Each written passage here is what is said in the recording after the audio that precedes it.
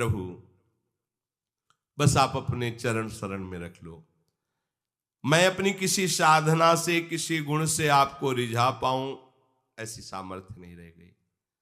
हे लाडली लाल, बस वृंदावन में पड़े रहने दो, अपने दरवाजे पर पड़े रहने दो। कभी तो आप दोनों युगल सरकार जब वन विहार के लिए निकलोगे, देखोगे कौन पड़ा है, बस इतने में हमारा काम हो जाएगा। आपकी दृष्टि पड़ेगी, हम निहाल हो जाएंगे। लाडली जी की दृष्टि पड़ते ही करोड़ों मोक्षों के सुख को तिरस्कार करने वाला महाप्रेम सुख प्रकट होता है एक दृष्टि मात्र से। इसलिए हमें भटकने का समय नहीं भाई कि हम किसी देवता की आराधना, देवताओं से विरोध नहीं, ये आप न समझें कि हमको ये ज्ञान नहीं है कि देवताओं का विरोध भाव पैदा हम कर रहे हैं, नहीं, हम ठिकाने पे पहुंचा रहे हैं जहां से उनको सामर्थ्य मिली है। यदि आप किसी भी देवता की आराधना करते हैं, उनसे कोई कामना ना करें तो आपको ऊपर भेज देंगे, क्रमशः अधिकार भेजते चले जाएंगे। देवताओं से देवादिदेव, देवादिदेव से महान परम पवित्र करने वाले श्री हरि के चरणारविंद, ऐसा एक क्रम हुआ है। बाल्यावस्था में इतनी चालीसा लेकर बैठते थे मंदिर में, हनुमान बाण, हनुमान चालीसा, दुर्गा चालीसा, शिव चालीसा, कितनी चालीसा। उन सब की कृपा से नैष्ठिक ब्रह्मचर्य में प्रवेश, उससे महावाक्य, उसके बाद सन्यास, भगवान शिव की अनन्य निष्ठा और उनकी कृपा से वृंदावन बिहारिणी बिहारी जी, देखा क्रमशः अधिकारी अधिकार से पहुंचा दिए। पर ये कोई कामना नहीं थी, बच्चा थे कोई, ये पूर्व की भगवत प्रेरणा, बस ऐसे स्वाभाविक निष्काम मति से हो रहा था। उन्हीं चालीसाओं का प्रभाव हुआ है। संसार क्या है, कौन है मेरा इस संसार, ये प्रश्न जागृत करना, ये उन्हीं की बात थी। किसी भी देवता की आराधना निष्काम भाव से करो तो उनमें भगवान ही विराजमान है, वो क्रमशः आपको ऊपर उठाते चले जाएंगे। पर यदि कामना की तो उतनी ही केवल पूर्ति होगी, कामना की आपका परम कल्याण नहीं हो सकता। कोई ये जैसे कहे कि देवता क्यों नहीं परम कल्याण कर सकते, तो सबसे बड़ी बात है कि एक तो उनमें सामर्थ्य नहीं, और दूसरी बात यह है कि कल्याण कोई आशीर्वाद नहीं होता। जो कल्याण शब्द है वो कोई मिठाई नहीं है कि 100 ग्राम मिठाई ये लो आशीर्वाद, या कोई सेव संतरा, या कोई हाथ धर देना, पांव रख देना, ये सब बातें नहीं। कल्याण इसे नहीं कहते, ध्यान रखना। कल्याण का तात्पर्य है जीव का शरीर राग नष्ट होकर अपने स्वरूप में स्थित हो जाना। ये किसी देवता की आराधना से नहीं होता, पक्की बात समझो।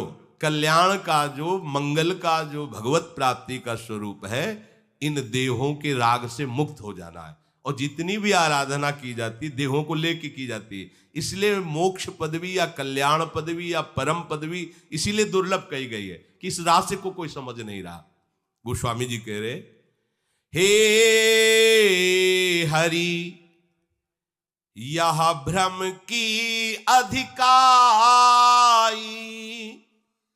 देखत सुनत कहत समझत, संदेह संशय न जाई। ये कठिन बात है। यहां आकर के सब सिस्टम सबके रुक जाते हैं, सब दौड़ भाग।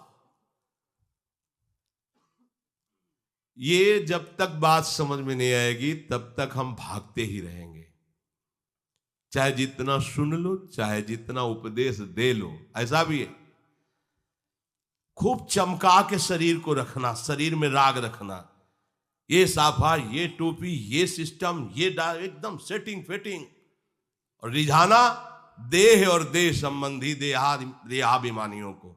क्या मिलेगा भाई?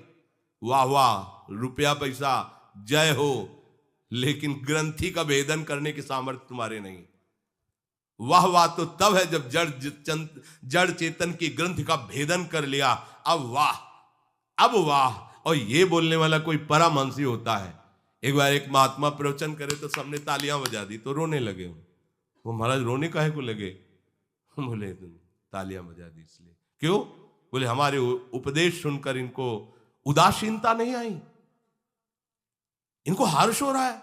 अरे इनको रोना चाहिए कि मैं जगत में फंसा हुआ हूं, आज सिद्धांत मिला, पहले मिलता तो कितनी जल्दी मैं भगवान को प्राप्त कर। ये उदासीन नहीं हुए, खिन्न नहीं हुए, ये तालियां बजा दी। इसका मतलब है इन्होंने हमारी बात नहीं समझा, मतलब है कि हमारा बोलना व्यर्थ चला गया, क्योंकि ये तालियां बजाने का मतलब हो गया तुम्हारा खेल ना। उन्होंने तालियां बजेगी, आग लग जाएगी हृदय में जब संत उपदेश सुनोगे कि ओहो मैंने अपना समय इतना बर्बाद कर दिया, तो तुम्हें तालियां बजाना आएगा। तालियां बजाना तो ये कॉमेडी कलाकार की तरह है। उन्होंने बोला हा हा तालियां बजा दी, वाह वाह। ये वाह वाह वाला मार्ग थोड़ी है, ये तो आह वाह, सुना और छाती में धस गई बात। अब बस वही छा गया, कैसे प्रभु मिले, कैसे मिले हे नाथ, जब से तुम बिछड़े हो आज तक मैंने मार्ग नहीं पाया, अब मार्ग मिला, समय नहीं रह गया। हे नाथ अब तो कृपा, व्याकुलता पैदा हो जाए। देखत सुनत कहत समझत संशय संदेह न जाई, हे हरि यह ब्रह्म की अधिकाई। रोज सुनते हैं सत्संग, रोज कहते हैं भगवद वार्ता, लेकिन जब कभी देहाभिमान पर चोट की बात आती है तो हम नहीं होते। बिल्कुल बचा के निकाल के देहाभिमान को सुरक्षित। क्या सत्संग का फर्क हुआ? क्या हुआ आपके शास्त्र स्वाध्याय का अर्थ? क्या हुआ इस जय जयकार का? कुछ नहीं, ये हवा है, निकल गई। जय जयकार भगवान की ही केवल है, दूसरे की नहीं है। वो त्रिकाल सत्य है, उसमें तुम लग जाओ तो बस ठीक है, नहीं तो सब बेठीक है। चाहे जितने शास्त्रों का ज्ञान हो, चाहे जितना अंदर तुम्हारे ये दैवी वैभव आ जाए, जब तक भगवत शरणागत होकर जड़ चेतन की ग्रंथ का भेदन नहीं किया, कुछ हाथ नहीं लगेगा। जो हाथ लगेगा वो सब झूठा लगेगा। यहां से ब्रह्मलोक तक आ ब्रह्म स्तंभ पर्यंतम सर्वम मायामयम जगत, बहुत कठिन है, बहुत। यही जब देखने को मिलता है तो यही लगता है कि क्या प्रपंच के अभिमान को अपना सर्वस्व मान रहा है जीव। प्रपंच के अभिमान को अपना सर्वस्व मान रहा है। यहां सर्वस्व का त्याग करके सर्वस्व श्री हरि को मानना है। अरे इस चमड़े के थैले को सजाने से नाना प्रकार कुछ नहीं मिलना, एक भ्रम ही पैदा। ये बिल्कुल निकृष्ट चीज है जो सामने तुम देख रहे हो। तुम्हारे अंदर इतना भी इसका महत्व न रह जाए तब तुम कुछ शास्त्रों का स्वाध्याय करके जान पाए हो। और इसी का दुलार, इसी का पोषण, तो कुछ नहीं भाई, कुछ नहीं। केवल भ्रम में जी रहे हो, कुछ नहीं है, केवल भ्रम में। जो जग मृषा ताप त्रय अनुभव, होई कहूं के ही लेखे, कहीं न जाए मृग बारी सत्य, भ्रमते दुख होई बिसेके। हे प्रभु, ये शास्त्रों में लिखा है कि संसार असत्य है, पर जब तक आपका अनुभव नहीं हुआ तो क्या यह सत्य संसार दुख नहीं दे रहा है? तीनों तापों से सब जल रहे। कहने से नहीं होगा संसार असत्य है, इसका अनुभव करना होगा। और इसका अनुभव तभी होगा जब संसार में जो सत्य है उसको स्वीकार कर लोगे। संसार में सत्य श्री हरि है। मत्ता परतरम नान्यत किंचित अस्ति धनंजय, मेरे सिवा कोई नहीं। उन्हीं श्री हरि में आसक्त हो जाओ, कोई भी ताप आपको छू नहीं सकता।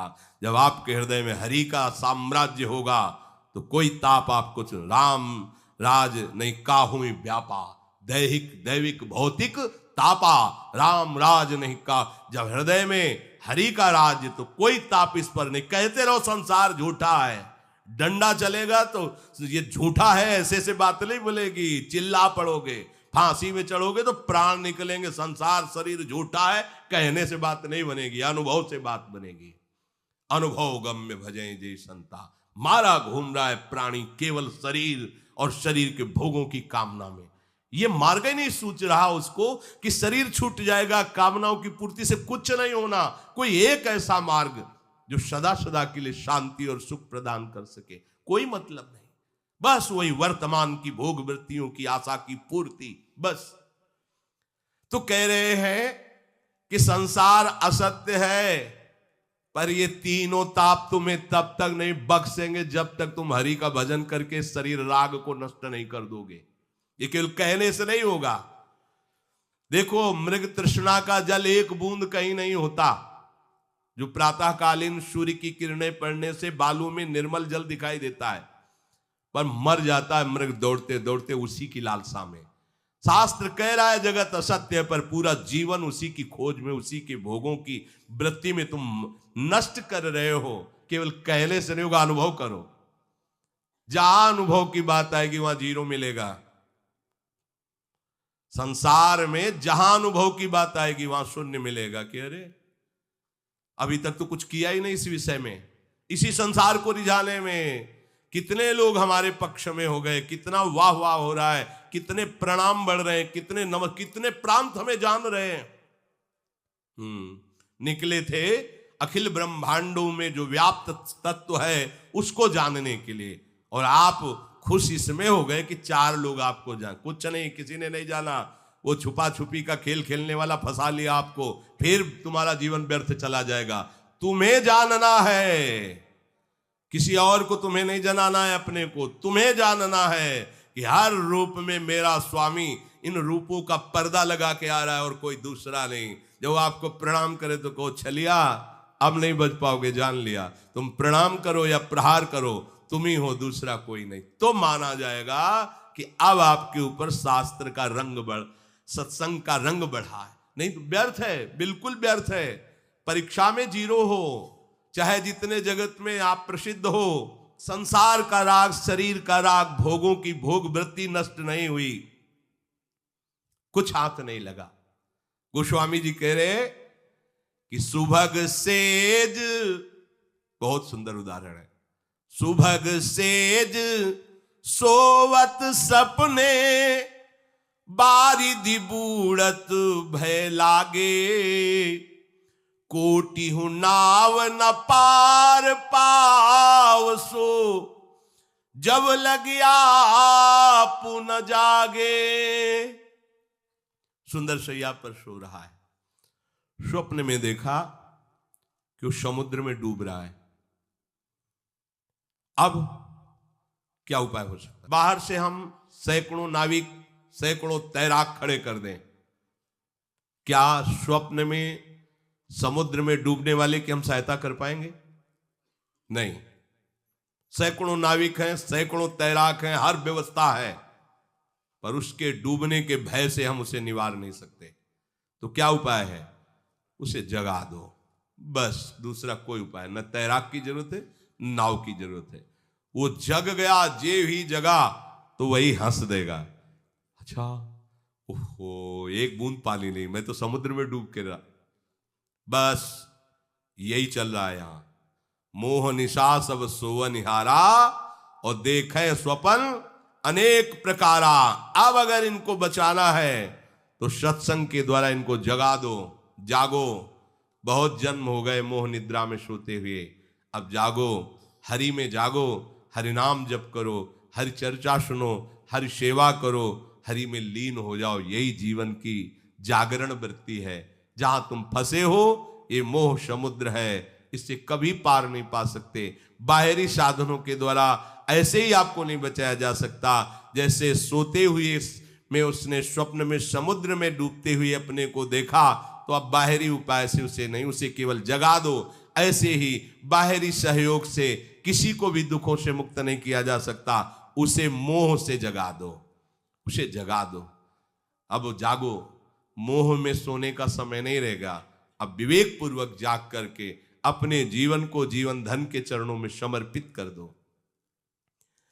अनविचार रमणीय सदा, संसार भयंकर भारी, सम संतोष दया विवेक ते, व्यवहारी सुखकारी। तुलसीदास सब विधि प्रपंच जग, यद्यपि झूठ श्रुति गावे। रघुपति भगति संत संगति बिनु, को भव त्रास नसावे। हे हरि यह ब्रह्म की अधिकाई। जब तक भगवत आराधन नहीं करोगे तो तुम्हारे अंदर अच्छे विचार नहीं आएंगे। बस ये असत विचार तुम्हें बहाते लेते चले जाएंगे। अनविचार के कारण ही ये संसार सुखद और रमणीय लगता है। बुद्धि ठीक नहीं है। अगर संसार आपको अच्छा लगता है, इसके भोग अच्छे लगते हैं, यहां जीना अच्छा लगता है, यहां प्रियता बढ़ रही है, तो अज्ञान के कारण बढ़ रही। पक्की बात समझो। अगर कभी साधु संग भी प्राप्त होता है तो ये मांगते हैं कि हमारा पद जो है इससे और बड़ा पद हमें प्राप्त हो जाए, हम जितने अहम में हैं इससे और बड़ा अहंकार हमको प्राप्त हो जाए। अरे भाई, अगर बड़े ही बनना है तो इतने बड़े बनो कि तुमसे बड़ा कोई रह ही ना जाए। वो है भगवान बनना, भगवान बनना। तुम भगवान के अंश हो, अपने अंशी में लीन हो जाओ। तो जैसे गीध देह तज धरि हरि रूपा, हरि रूप प्राप्त करके परम धाम जा रहा है, ऐसे तुम भी भगवान का रूप धारण करके भगवान के धाम को चले जाओगे। नारायण नर बन सकते हैं तो नर भी नारायण बन सकता है। सीढ़ी बन गई, जिस सीढ़ी से उतर के आए हैं उसी सीढ़ी से चढ़ा भी जा सकता है। और ये भजन नसेनी प्रेम की, उस ऊंचाई पर चढ़ने के लिए भजन रूपी नसेनी, खूब नाम जप करो, खूब प्रभु को बार बार आर्त हृदय से पुकारो। ये भयंकर दुखदाई संसार उसी को प्यारा लगता है जिसके जीवन में सत्संग का रंग नहीं है, भजन नहीं है। जब आप सत्संग करेंगे तो आपके हृदय में क्षमता आने लगेगी, संतोष आने लगेगा, दया आने लगेगी, विवेक आने लगेगा, और ये व्यवहार नहीं रह जाएगा, ये परमार्थ हो जाएगा। ये दुखद संसार दुखद नहीं रह जाएगा, दसों दिशाएं आनंदमयी हो जाएंगी, क्योंकि आपके अंदर भगवद विचार आने लगे, भगवद आश्रय। इसी से क्षमता आ गई, संतोष आ गया, विवेक आ गया। अब क्षमतावान, संतोषवान, विवेकवान को सारा जगत मंगलमय हरि रूप दिखाई देता है, उसे कहीं कोई भय विषाद नहीं मिलता। गोस्वामी जी कह रहे हैं ये प्रपंच ऐसे फंसाव वाला है कि इससे तब तक निकला नहीं जा सकता जब तक प्रभु की भक्ति नहीं होगी। प्रभु की भक्ति कब मिलेगी? बोले जब संत संग मिलेगा, इसके बिना कोई भी उपाय नहीं है। हमें लगता है कि जिनको जहां भी सत्संग मिलता है भगवान ने उनको पसंद कर लिया है। देखो, अब आप अपनी तरफ से सावधान हो जाओ। यदि आपको सत्संग मिला है तो हरि कृपा आपको प्राप्त हो गई। सत्संग सब जो असत चिंताएं हैं, असत विचार हैं, असत संबंध, इन पर प्रहार करता है। रोज आप प्रहार होता है। इतनी मजबूत ग्रंथि को जब रोज थोड़ा थोड़ा काटोगे तो एक दिन कटी जाएगी। सत्संग बढ़िया तलवार है। अगर आप ध्यान पूर्वक, एकाग्रता पूर्वक सत्संग सुने तो बाहर और भीतर दोनों से बंधन मुक्त कर देगा। चलते रहो, केवल सुनते रहो। एकांतिक साधना तभी वास्तविक जागृत होती जब हम शरीर और संसार के राग से शून्य हो जाते हैं। तो भरी बाजार में वो परमात्मा कार वृत्ति से युक्त हो सकता है। और एकांत कमरे में बैठे माला घुमाओगे और वासना बढ़ेगी, अहंकार पुष्ट होगा और मन भजन में नहीं लगेगा। करके देख लो, क्योंकि इसी मार्ग में पूरा जीवन गया है। ये अनुभव की बातें कहते हैं। ये तभी मन प्रसन्न होकर प्रभु में लगता है जब साधु संग प्राप्त होता है और उनके संग के रंग से संसार फीका लगने लगता है और हृदय में एक धारणा जागृत हो जाती है कि बस बस अपने प्रभु से मिलना है। अब वो समाज में है या एकांत में, उसके चित्त का अपहरण संसार नहीं कर सकता। इसलिए सत्संग हरि भक्ति को प्रकाशित करने वाला है। नाचने लगती है हरि भक्ति उसके हृदय में जहां सत्संग का प्रादुर्भाव होता है। जहां सत्संग होता है वहां हरि भक्ति के साथ ज्ञान वैराग्य भी नृत्य करते हैं। सत्संगी का ज्ञान रोज नवीन होता है, जैसे रोज चाकू में धार धरी जाए। सत्संगी का वैराग्य बहुत दृढ़ होता है। सत्संगी की भक्ति स्थित होती है, चलायमान नहीं होती कि आज हरि से भक्ति कल विषयों से हो गई। पर सत्संग भगवत कृपा से मिलता है और हम दैन्य होकर उसको स्वीकार करें तभी बात बनती है। प्रभु कह रहे हैं ये जितने देवताओं की आराधना करते हैं इनको जो फल मिलता है वो अल्प मिलता है, नाशवान मिलता है, समय नष्ट होता है। अंतवत्तु फलम तेषाम तद्भवत्यल्पमेधसाम देवान देवयजो यान्ति मद भक्ता यान्ति मामपि। आह, कितनी करुणा करके कह रहे, मद भक्ता यान्ति मामपि। जो देवताओं की आराधना करते हैं, तुच्छ कामनाओं से जिनकी बुद्धि युक्त है, उन देवताओं की आराधना का फल उनको जो मिलता है वो नाशवान होता है। अविनाशी फल नहीं दे सकते देवता, है ही नहीं उनके पास, सामर्थ्य ही नहीं। देवताओं का पूजन करने वाले देवलोक को प्राप्त होते हैं, और मेरा भक्त कैसा भी हो वो अंत में यान्ति मामपि मद भक्ता यान्ति। जैसा भी मेरा भक्त है वो मेरे को ही प्राप्त होता है। देखो, भक्त का शब्द आते ही जैसे पिता की संपत्ति का अधिकारी पुत्र शब्द से हो जाता है। कैसा है ये नहीं पूछा जाता। जब न्याय में पहुंचेगी बात तो आप पूछा जाता है कि तुम कितने पढ़े लिखे हो, तुम कितने बलवान हो, तब तुम्हें ये प्रॉपर्टी मिलेगी। नहीं पूछा जाता। वहां पूछा जाता है तुम इनके बेटे हो जी, गवाही है कोई, हाँ, तो पिता की सारी संपत्ति का अधिकारी हो जाता है ना। ऐसे ही हरि के भक्त हो, हाँ, गवाही गुरुदेव, प्रॉपर्टी दंपति संपत्ति पाई है। सीधी बात है, ये मार्ग सीधा। अच्छा, दूसरा भाव गोदनामा, वो हमारा लड़का नहीं पर हमने ले लिया गोद, और 4 गवाही हो गए, और उसने ईमानदारी से मान लिया मेरे पिता, हो गई संपत्ति। तो हम तो प्रभु के ही हैं, कोई गोदनामा वाले थोड़ी हैं, उन्हीं के बच्चे हैं। ममई वांशो, बस हम प्रभु के हो जाए, ये ठसक आ जाए, ये ठसक नहीं आती। देखो, बहुत हम सूक्ष्म बात अंदर की कहते हैं। प्रभु के मार्ग में भी चलने पर प्रभु का भरोसा नहीं होता, अपनी क्रियाओं का भरोसा होता है। ये हम अंदर की बात बहुत सूक्ष्म पकड़ के कह रहे हैं। साधन में चलने पर जो देहाभिमान है वो प्रभु का भरोसा नहीं लेता, उन क्रियाओं का भरोसा लेता है। मैं 3 बार गंगा जी रोज नहाता हूं, मैं ऐसा करता हूं, मैं ऐसा करता हूं, इसका फल होगा कि मैं भगवान को प्राप्त कर लूंगा। वो फल से भगवान की तभी जो बात बननी चाहिए वो बनती नहीं है। और जिसका ये है कि मैं तो किसी योग्य नहीं हूं, भगवान कृपा करके 3 बार स्नान कराते, ये भजन, ये तो सब उनकी कृपा से मिलेंगे, तो अपनी कृपा से। ये है प्रॉपर्टी पुत्र के नाम। आपने यदि क्रियाओं का आश्रय लिया है तो आपको प्रॉपर्टी नहीं मिलेगी, फल मिलेगा जितना क्रियाएं कर रहे हो। और यदि आपने प्रभु का आश्रय लिया फिर भागवतिक क्रियाएं होती है तो फल पर दृष्टि नहीं जाती। अपनी फल पर दृष्टि जाती है का, अपनी जो दिनचर्या है उसका कभी आपको होता है कि इसका कोई फल मिलेगा? फल क्या मिल रहा है? हमारा जीवन ही यही है, हमारा जीवन ही। जैसे अपने पति को पत्नी विविध प्रकार की सेवा के द्वारा प्रसन्न करती तो कोई फल चाहती क्या?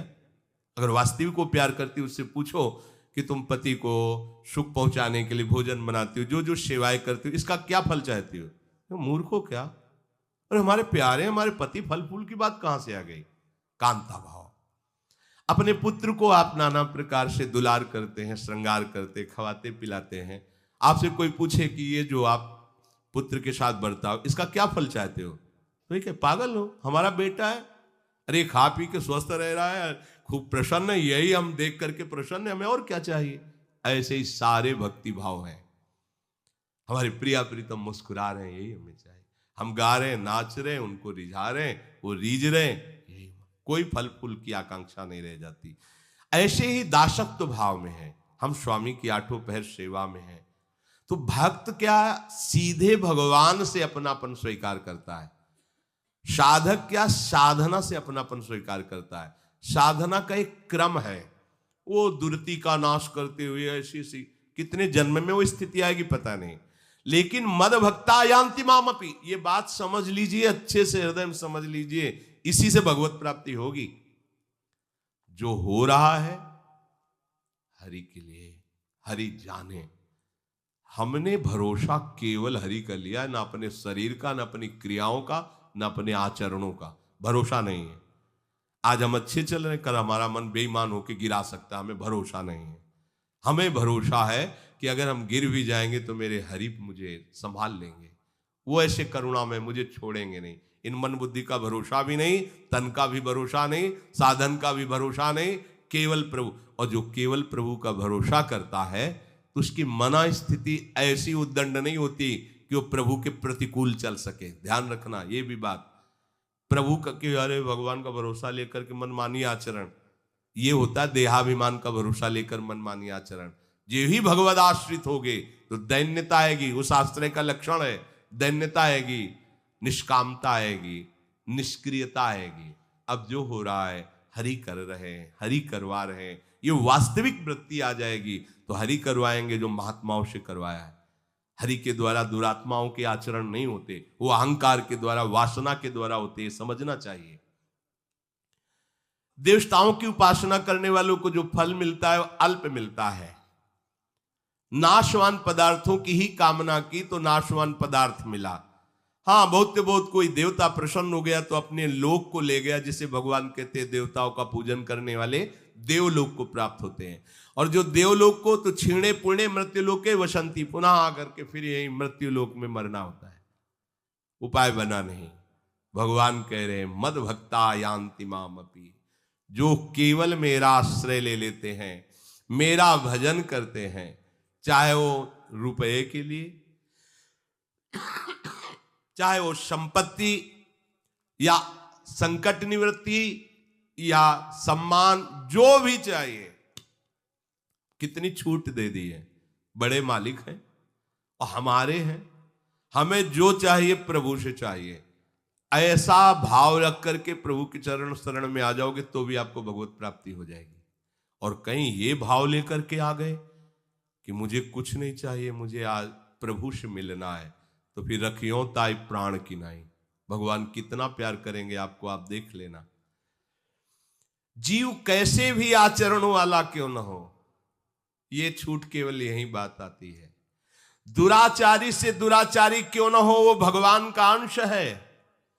और उसने जब ये निश्चय कर लिया कि अब लो निशानी अब ना नसे, आज तक जो हुआ हुआ, अब नहीं, अब हरि की शरण में सब माफ, ये केवल भगवान की शरण में हो सकता है।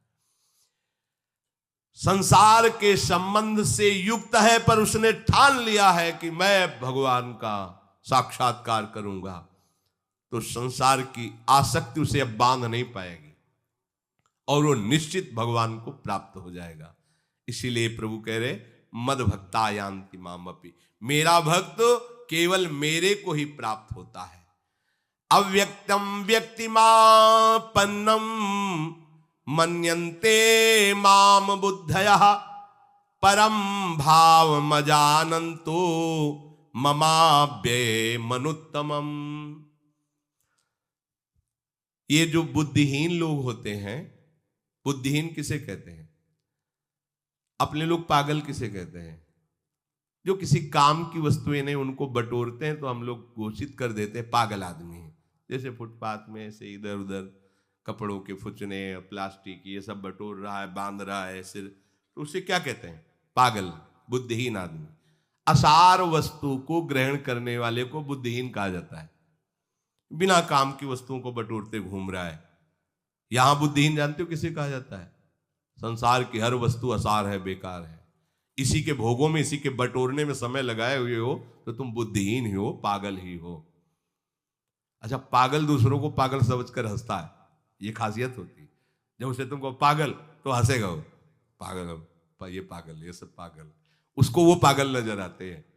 तो ऐसे ही कुछ समझो, संत महात्मा संसार में आसक्त जनों को पागल न जाते, बेचारे भाग्यहीन, न इनके पास दुल्हन है, न घर है, न खाने पीने को, मारे घूम रहे, पागल है, बकते रहते हैं, ये न करो, ये न करो, ये न करो। भगवान कहाँ भगवान? अरे लड़का बच्चा के बीच में बैठ के, जब वो पापा कह के गोद में बैठ के छाती से लगता है, गरम गरम रोटी मिलती है, इससे बड़ा सुख भगवान में कहाँ है? संसार का सुख, हाँ, बस यही फसाव माया का।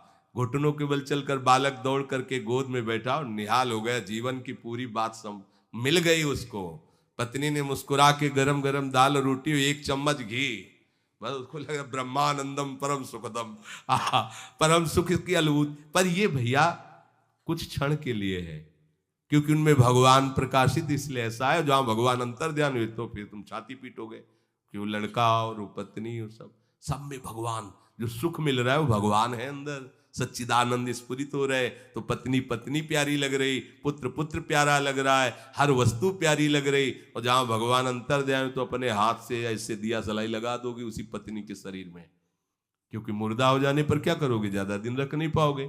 उसी पुत्र के शव को ले जाकर आप जला दोगे। तो तुम उसी को तो पहचान रहे थे, जो अंदर था उसको तो जान ही नहीं रहे थे, पर अंदर वाले का महत्व तो सबके हृदय में रहता है। ना जानने के कारण हम बाहर शरीरों को प्यार करते रहते हैं। तो यह है बुद्धिहीनता। जो मनुष्य बुद्धिहीन है वो प्रभु पे श्रद्धा नहीं करता, वो प्रभु की भक्ति नहीं करता, क्योंकि अल्प मेधा के कारण, अल्प बुद्धि के कारण वो भोगों में ही सुख समझता है। अरे बड़ा बड़ा महत्व भोगों का बैठा हुआ है। एक बढ़िया कपड़ा आ जाए ना 100 बार ऐसे और ऐसी स्टाइल से चला जाए कि दूसरा देख कर तो कहे कि क्या बात है इसका। एक साल ले आवे तो, और कहीं गाड़ी, छोटी छोटी वस्तुओं में छोटी छोटी इतना अभिमान, ये अल्प बुद्धि, इसे पागलपन कहते हैं, संसार का पागलपन। एक सेकंड में सब कुछ नष्ट हो जाने वाला है। ऐसी शाश्वत वस्तु प्राप्त करो जो गर्व करने लायक है। पर खास बात यह कि जब वो वस्तु प्राप्त होती तो गर्व नहीं रह जाता, और जब तक गर्व रहता है तब तक वो वस्तु प्राप्त नहीं होती, और वो वस्तु प्राप्त हो जाने पर ये लौकिक गर्व नहीं रहता।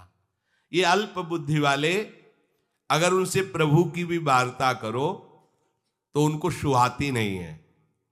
काट करके बस वो यही, बस आप आशीर्वाद दे दीजिए, बस वो काट देंगे। उनको प्रभु अच्छे नहीं लगते, प्रभु की वार्ता अच्छी नहीं लगती। क्या करना है प्रभु से मिलके?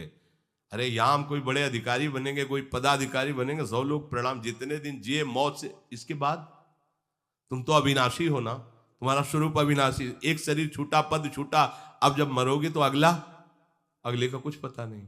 तो अल्प बुद्धि वाले हुए ना। यहां तुम्हें बहुत बुद्धिमान नजर आ रहे हैं, लेकिन अगर उसको देखा जाए तो अल्प बुद्धि, छोटे समय की केवल भोग वृत्ति के लिए अपने समूल्य जीवन को नष्ट कर रहे हैं। अगर उनसे प्रभु की चर्चा करो, प्रभु की बात करो, भजन की बात करो, वह ऐसे शब्द निकलते हैं भजन करना और ये गलत आचरण, हजारों वर्ष, फिर तो उसको ध्यान है कि 1000 वर्ष के तो हम ही नहीं, वहां हमने देखो नहीं बोला ये हजारों, एकदम फिर रुक गया कि 1000 वर्ष तो हमारी आयु नहीं होगी ही नहीं, तो फिर बदल गया। मतलब जवान से एकदम कि ऐसा वाह, अब उसको 1000 समझ में आया, तो हजारों वर्ष फिर एकदम रुका, क्योंकि उस अभी तो 50-60 वर्ष का है, 100 वर्ष की बहुत अधिक आयु, 1000 वर्ष कैसे हो सकते हैं? जब उसको समझा, काट करके अपनी बात रखना बिल्कुल विवेकहीनता।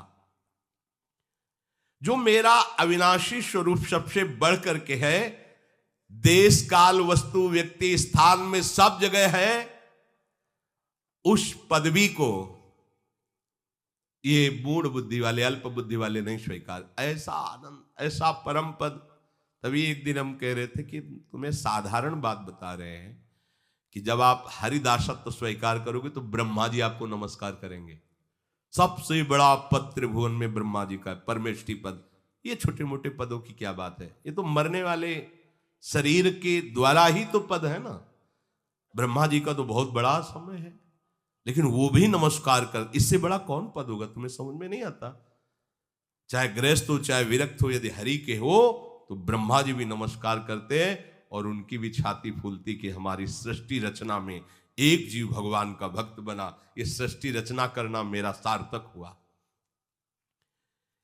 वो मेरे को साधारण मानते हैं, इसलिए मेरी उपासना न करके अन्य उपासनाओं के द्वारा अपनी कामना की पूर्ति चाहते हैं।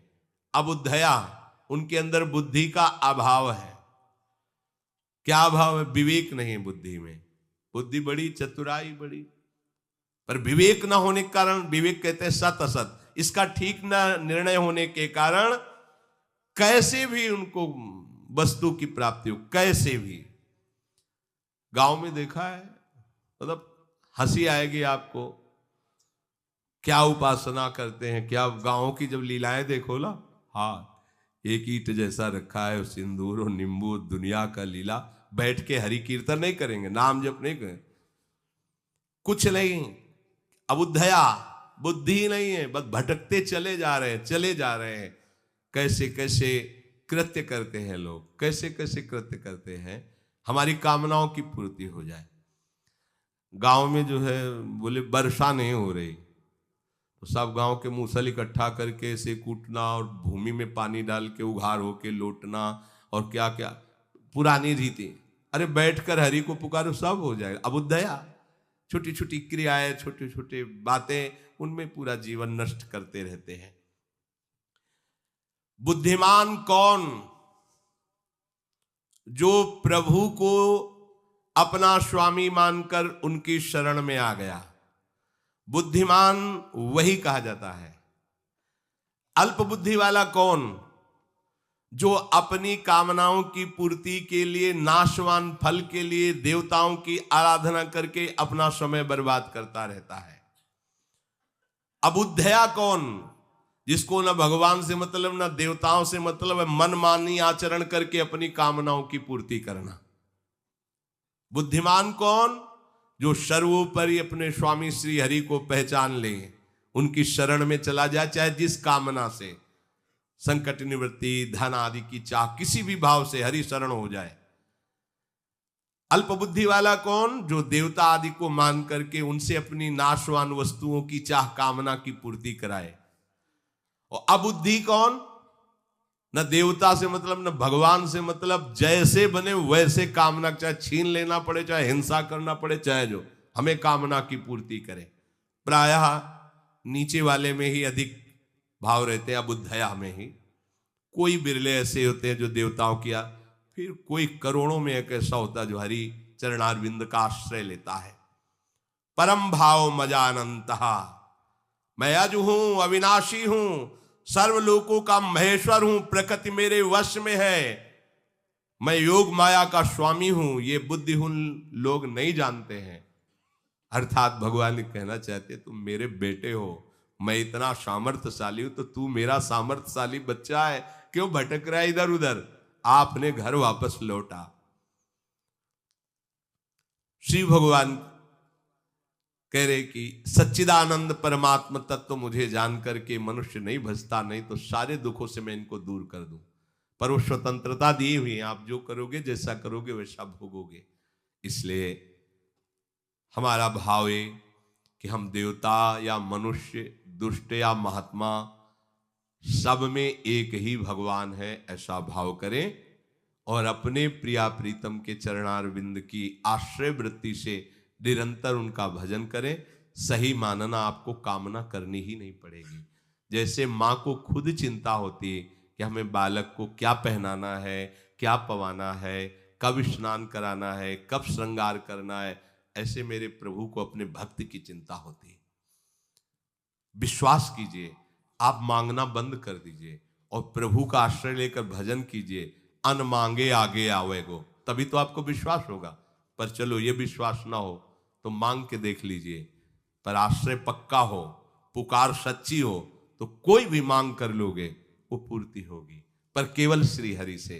पर धैर्य रखना, आज मांगा अभी मिल जाए ऐसा नहीं, और मिल ही जाएगी ऐसा भी नहीं, क्योंकि वो ऐसी माँ है कि तुम जहर मांगोगे तो तुम्हें नहीं देंगे। तुम्हें जहर अमृत दिखाई देता है, लेकिन प्रभु देख रहे हैं कि इसको अगर ये दे दिया तो ठीक, नहीं तो नहीं देंगे।